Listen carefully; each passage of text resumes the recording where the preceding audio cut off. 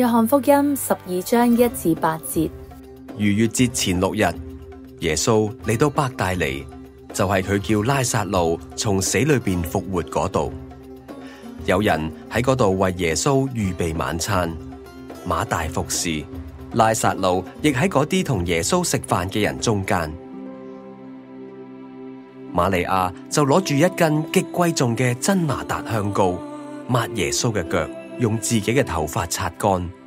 屋裏邊就充滿咗膏嘅香氣。有一個門徒就係嗰個將要出賣耶穌嘅加略人猶大，佢話：呢啲香膏點解唔攞嚟賣30兩銀去周濟下啲窮人呢？佢咁講，並唔係因為佢關心窮人，係因為佢係個賊，又帶住錢袋，經常攞其中所放咗落去嘅錢。耶穌話：由佢啦，呢啲香膏佢係為我安葬嗰日用嘅。經常會有窮人同你哋一齊，但係你哋唔係經常有我。小朋友，考考你啊，點解瑪利亞要送上禮物嘅呢？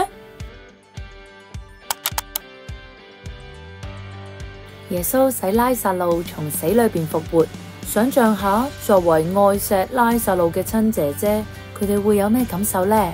佢哋一定會非常之感激耶穌嘅拯救，所以馬大同埋瑪利亞都用盡佢自己嘅方法，透過接待同埋服侍，甚至為耶穌抹上超貴重嘅香膏，去表達佢哋嘅感恩同埋喜樂啊！不過喺席中有啲人好似唔係好滿意喎，佢就係後來出賣咗耶穌嘅猶大啦。佢重視錢多過重視主耶穌。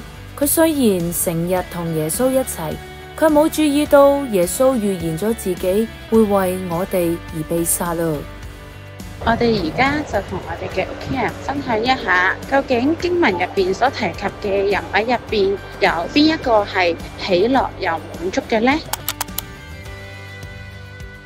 分享完之後，我哋都一齊祈禱，禱告咧，求主幫助我哋可以見到喜樂嘅源頭，唔係嚟自於為咗滿足自己，而係要討神喜悅。求主咧都使我哋成為愛你嘅門徒，以你嘅喜悅為我哋嘅喜悅。今個星期嘅信仰小練習咧，係學習禱告練習，透過禱告練習去學習信靠神。喺今日我哋都一齊為傷心嘅人禱告，諗一諗你身邊咧有冇呢啲傷心嘅人呢？你都可以同屋企人咧一齊去講佢個名出嚟，然後一齊去到為佢禱告，同埋喺禱告嘅時候一齊都輪流開聲去到禱告。